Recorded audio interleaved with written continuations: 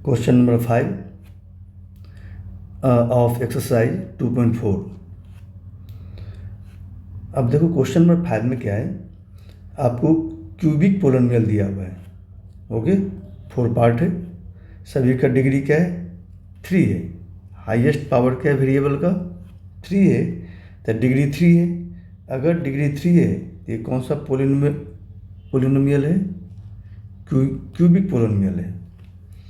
Okay, question number 4 में हमने क्या किया था, क्वाड्रेटिक पोलिनोमियल को फैक्टराइज किया था स्प्लिटिंग द मिडिल टर्म से। ओके, अब यहाँ पे क्यूबिक है, अब इसको फैक्टराइज करना है। यहाँ पे splitting the middle term concept नहीं है। ओके, यहाँ पे हम लोग या तो फैक्टर थ्योरम का यूज करेंगे इसको फैक्टराइज करने में, या अगर डायरेक्ट फैक्टराइज हो रहा है तो डायरेक्ट भी कर सकते हैं। तो पहले ट्राई कर लेंगे, अगर क्यूबिक पोलिनोमियल है तो हम क्या करेंगे, एट फर्स्ट ट्राई करेंगे डायरेक्ट क्या फैक्टराइज हो सकता है कि नहीं हो सकता है। अगर डायरेक्ट नहीं हो रहा है देन हम लोग फैक्टर थ्योरम का यूज करेंगे। ओके, तो स्टार्ट करते हैं। क्वेश्चन नंबर 5 का फर्स्ट पार्ट, पोलिनोमियल यही है, तो लेट कर लेते हैं, इसे px लेट कर लेते हैं।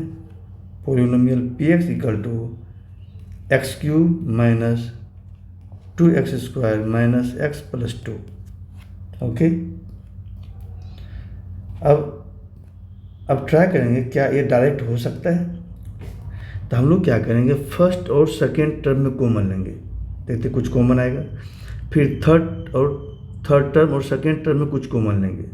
कॉमन लेने के बाद देखते हैं क्या क्या कि सेम फैक्टर आ रहा है कि नहीं। इसमें जो फैक्टर आएगा क्या वो इसमें भी वही फैक्टर आ रहा है।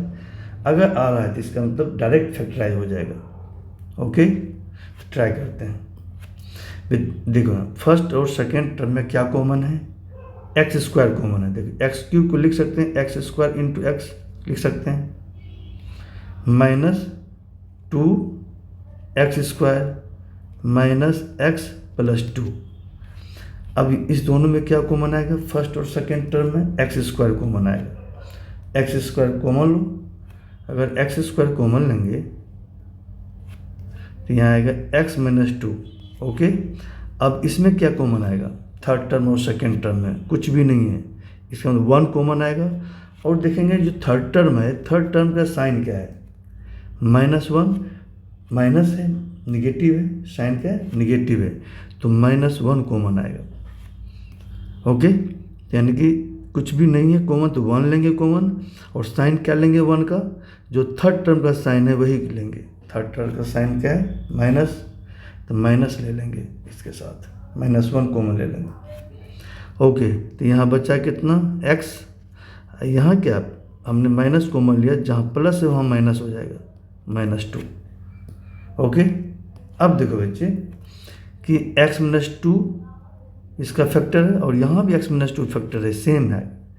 अगर ये फैक्टर और ये फैक्टर अगर सेम आ गया, इसका मतलब है डायरेक्ट फैक्टराइज हो जाएगा। ओके, बिना फैक्टर थ्योरम यूज किए हम डायरेक्ट फैक्टराइज कर लेंगे। अब आते हैं हम लोग, x माइनस 2 यहाँ भी, x माइनस 2 यहाँ भी है, कॉमन लो, x माइनस 2 कॉमन ले लिया, तो यहाँ बचा कितना, x², और यहाँ क्या बचा, -1। ओके, एक फैक्टर पता चल गया। क्योंकि क्यूबिक पोलिनोमियल है तो क्यूबिक पोलिनोमियल का मैक्सिमम 3 फैक्टर होता है। अगर 3 फैक्टर आ गया तो देन फैक्टराइज हो गया। ओके, अभी 2 फैक्टर है, एक फैक्टर ए है, दूसरा फैक्टर ए है। अब देखते हैं बेटे ए क्या है, ये क्वाड्रेटिक है, डिग्री 2 है ना, तो एक बार और फैक्टराइज होगा ये। तो देखो किस फॉर्मेट में है, इस फॉर्मेट में है, a² माइनस b² के फॉर्म में है। इसका आइडेंटिटी यूज करेंगे, a minus b into a plus b, identity use करेंगे देन फैक्टराइज हो जाएगा। ओके, तो यहाँ तो स्क्वायर है नहीं, तो 1 की जगह पर लिखेंगे 1² लिख सकते हैं, 1² 1 ही होता है, x minus 2 into x² minus 1², तो आ गया किस फॉर्म में आ गया, a² माइनस b², इस फॉर्म में a² minus b² equal to होता है a minus b into a plus b, इसी फॉर्मेट में। तो a यहाँ कितना है, ए एक्स है, बी कितना 1 है। जहाँ ए है वहाँ एक्स लिखेंगे, जहाँ बी है वहाँ 1 लिखेंगे। लिखो equal to X minus 2 into A minus B, A मतलब एक्स माइनस 1, और दूसरी बार क्या लेंगे, ए प्लस बी यानी एक्स प्लस 1। ओके, हो गया बच्चे, 3 फैक्टर आ गया, प्रोडक्ट ऑफ 3 फैक्टर 1 2 3। यानी इस क्यूबिक पोलिनोमियल का 3 फैक्टर होगा, तो तीनों फैक्टर यही है, x minus 2 into x minus 1 into x plus 1। हो गया, हमने फैक्टराइज कर लिया। ओके, तो आंसर कंप्लीट हो गया, ये आपका आंसर हो गया।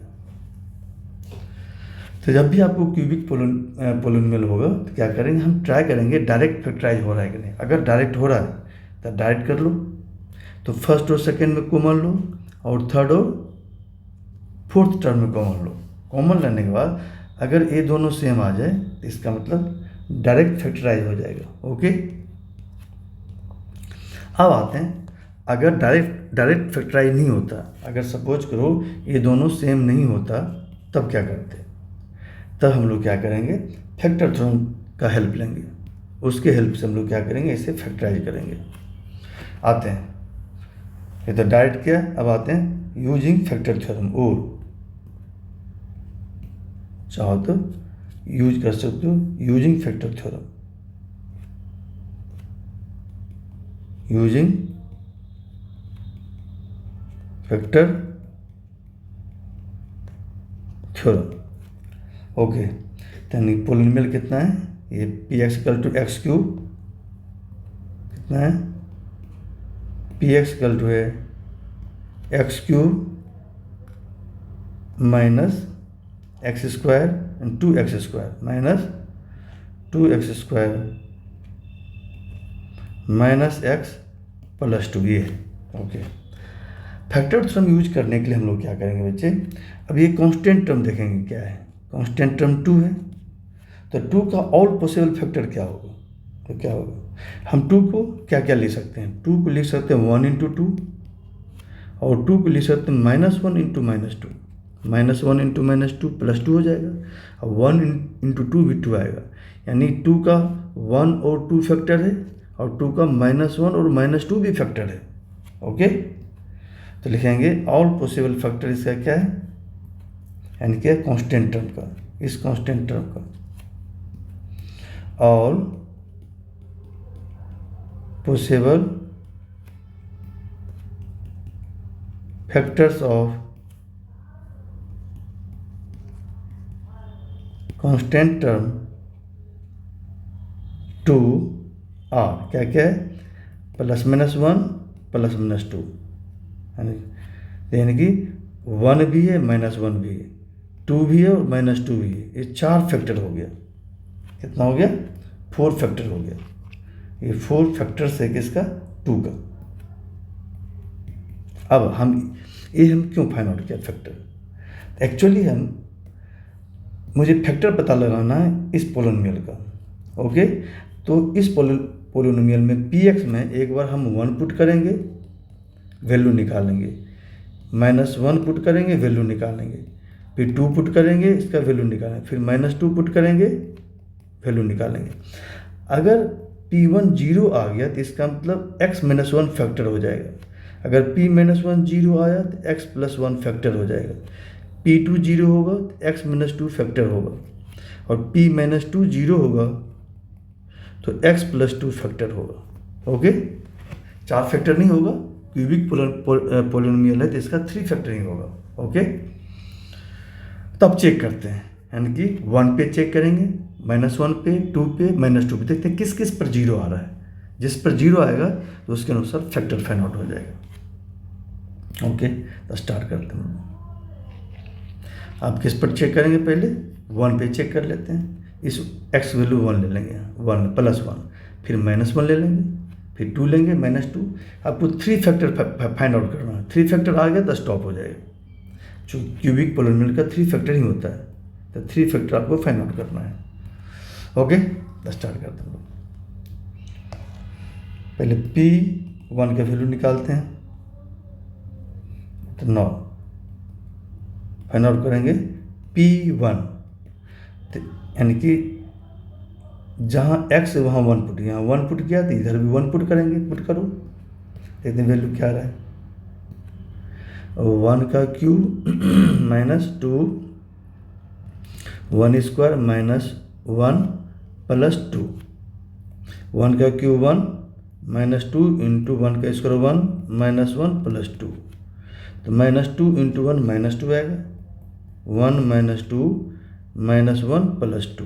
अब देखो क्या कैंसिल होगा, प्लस 1 माइनस 1 कैंसिल होगा, माइनस 2 प्लस 2 कैंसिल हो गया, क्या आ गया, 0 आ गया।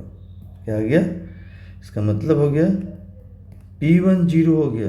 P1 0 होने का मतलब क्या हुआ, x माइनस 1 फैक्टर है, देखो 1 पे 0 आ रहा है, तो इसका मतलब x में क्या माइनस करेंगे, 1, ठीक है।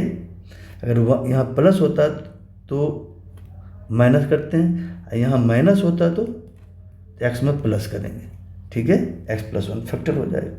1 पे 0 आ रहा है, 1 पे क्या आया, 0 आ रहा है, तो therefore x minus 1 is a factor of polynomial px। एक फैक्टर फाइंड आउट कर लिया। अब आते हैं किस पर चेक करेंगे, -1 पे, +1 पे कर लिया, अब -1 पे चेक करेंगे। फिर आइए 9 p -1 देखो p, अब जहाँ जहाँ x है वहाँ -1 पुट करो, यहाँ -1 देंगे तो बेटे यहाँ भी x की जगह क्या पुट करेंगे, -1 पुट करो, क्या होगा,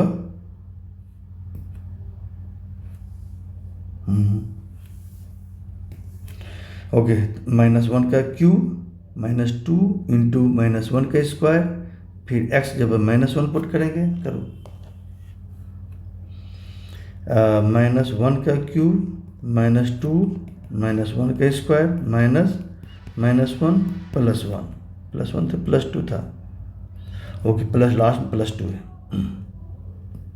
+2, ओके, तो करो -1 का क्यूब -1 होगा, -2 इंटू -1 का स्क्वायर 1 होगा, माइनस इंटू माइनस प्लस हो जाएगा, +1 +2, -2 इंटू 1 -2 होगा, +1 +2, +1 +2।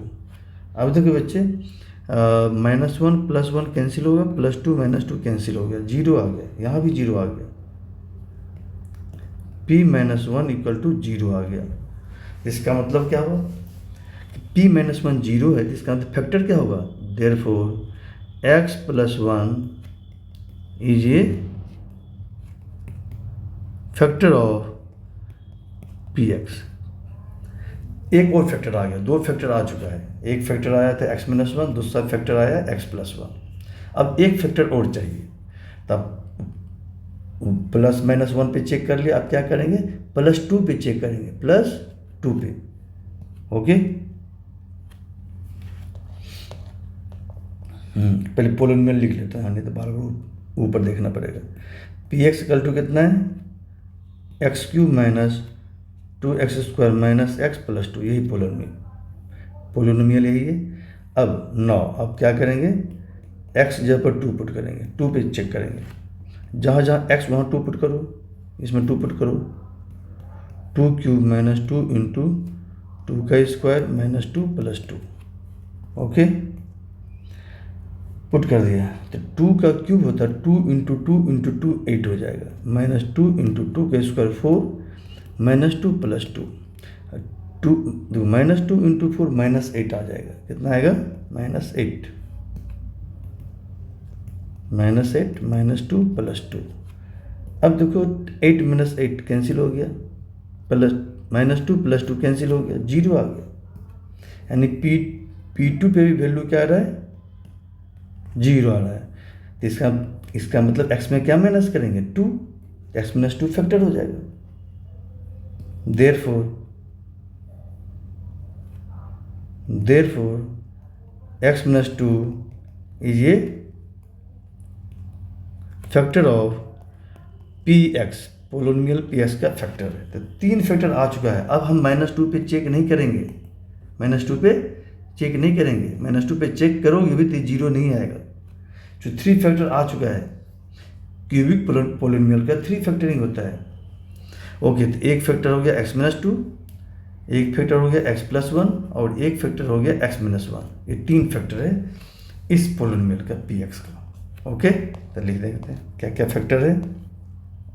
लिखेंगे since x-1, x+1 and x-2 are factors of px, यानी क्यूबिक पोलिनोमियल px का फैक्टर है 3, इसलिए तीनों फैक्टर का प्रोडक्ट एक क्यूबिक पोलिनोमियल के बराबर होगा। तीनों फैक्टर को मल्टीप्लाई करेंगे तो क्यूबिक पोलिनोमियल की इक्वल हो जाएगा। देयरफॉर px इक्वल टू हो जाएगा प्रोडक्ट ऑफ ये 3 factor x-1, x+1, x-2। Okay, तो ये आ गया। अब देखो ये px किसके इक्वल है, px तो यही पोलिनोमियल है जो आपको गिवन था, यही है। यही px की जगह पर ये लिख सकते हैं x³ - 2x²। क्या आ गया, क्या आ गया, ये आ गया। दिस इम्प्लाई दैट px इसकी जगह पर लिख रहे हैं x³ - 2x² - x+2 इसके इक्वल है x-1, x+1, x-2। ये प्रोडक्ट ऑफ 3 फैक्टर यानी फैक्टराइज हो गया। इस क्यूबिक पोलिनोमियल का ये 3 फैक्टर है, ये यानी फैक्टर के फॉर्म में ये आंसर हो गया, यही आंसर आपका। ओके, तो फैक्टर थ्योरम का यूज करके आप ऐसे कर सकते हैं। ओके, तो हमने दोनों मेथड बता दिया, डायरेक्ट मेथड और फैक्टर थ्योरम का यूज करके कैसे करते हैं। अगर डायरेक्ट हो रहा तो ईजी है, वो यही आया था x-1, x+1 और x-2। ओके, तो नेक्स्ट क्वेश्चन नेक्स्ट वीडियो में करेंगे। ओके।